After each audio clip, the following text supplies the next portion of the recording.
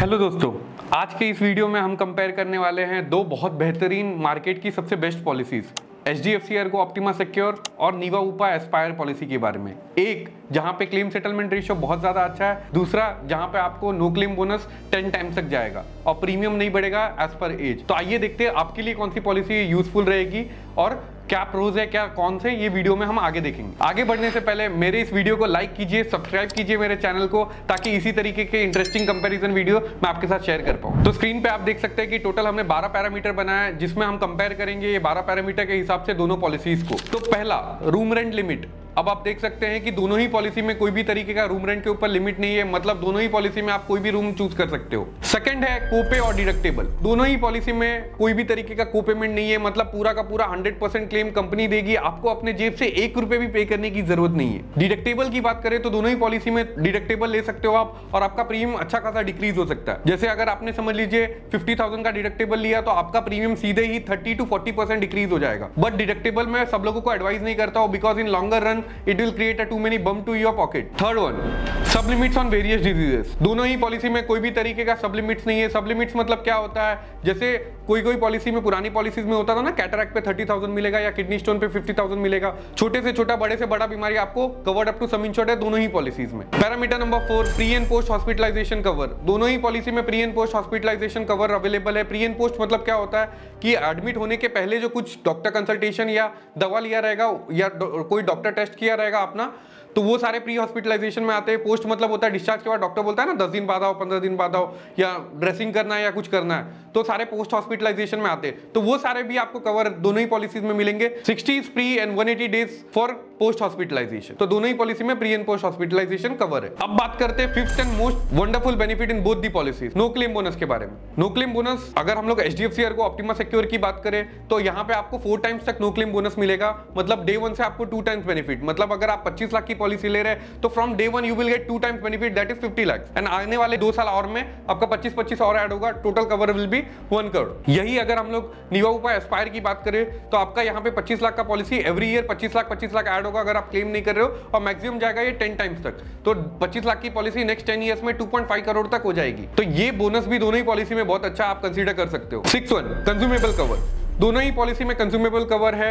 HDFC ERGO Optima Secure की बात करें तो यहाँ पे आपको कंज्यूमेबल कवर के लिए अलग से पैसे नहीं पे करना है, वेरएज अगर आपको नीवा ऊपा एस्पायर में कंज्यूमेबल कवर अगर आपको चाहिए तो आपको यहाँ पे सेफगार्ड प्लस करके एक राइडर है जो आपको मस्ट है, वो लेना ही पड़ेगा, तभी आपका कंज्यूमेबल कवर पूरा का पूरा कवर होगा। बट दोनों ही पॉलिसी में कंज्यूमेबल कवर है। 7th one, restoration. रिस्टोरेशन दोनों ही पॉलिसी में अवेलेबल है। रिस्टोरेशन होता क्या है, रिस्टोरेशन मतलब होता है, समझ लीजिए मैंने जनवरी में पॉलिसी लिया तो ये पॉलिसी होगा वैलिड नेक्स्ट जनवरी तक। पहला क्लेम आ गया मार्च में 10 लाख रुपए में से 8 लाख रुपए का, तो 8 लाख कंपनी ने दे दिया। उसके बाद भी अगर मैं वापस एडमिट होऊंगा in the month of July, वापस मुझे 10 लाख रुपए और मिलेगा, फिर दिसंबर में होऊंगा तो फिर 10 लाख रुपए और मिलेगा। तो this is called as unlimited restoration.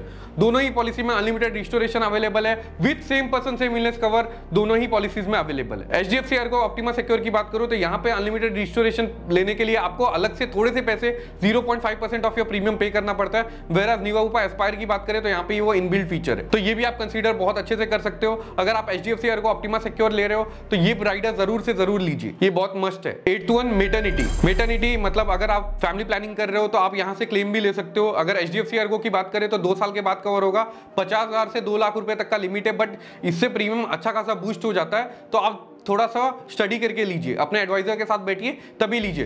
वेराज अगर मैं नीवा ऊपा एस्पायर की बात करूं तो यहाँ पे मेटर्निटी के लिए अलग से आपको पे नहीं करना है, कोई राइडर लेने की जरूरत नहीं है, वो इनबिल्ट फीचर है जो आपको 25 लाख के पॉलिसी में 20,000, फिर अगर हम लोग बात करें 50 लाख की पॉलिसी में तो 25,000, ऐसा वेरी करता है, और एवरी ईयर 25 हज़ार रुपए ऐड होंगे, मैक्सिमम टू 10 टाइम्स। अगर आने वाले 3 या 4 साल के बाद अगर आप फैमिली प्लानिंग कर रहे हो तो ये पॉलिसी नीवा ऊपा एस्पायर आपके लिए सबसे बेस्ट होगी for maternity thing. Parameter number 9, PED waiting period.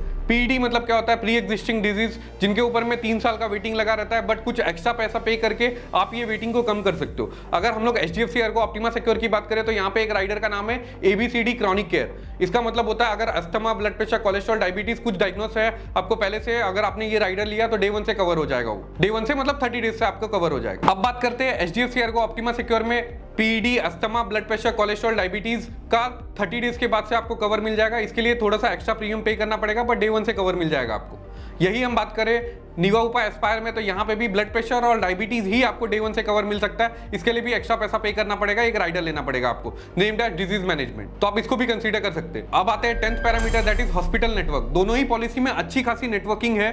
अगर हम लोग HDFC को ऑप्टिमा सिक्योर की बात करें तो 14,000 प्लस नेटवर्क हॉस्पिटल्स अवेलेबल है, वेराज नीवा उपा एस्पायर की बात करें तो थोड़ा सा कम है, that is 12,000 plus network hospitals across India. 11th parameter, claim experience की बात करें तो दोनों ही पॉलिसीज में क्लेम एक्सपीरियंस काफी अच्छा है। अगर आप कैशलेस हॉस्पिटल जा रहे हो तो दोनों ही पॉलिसी बहुत अच्छा है।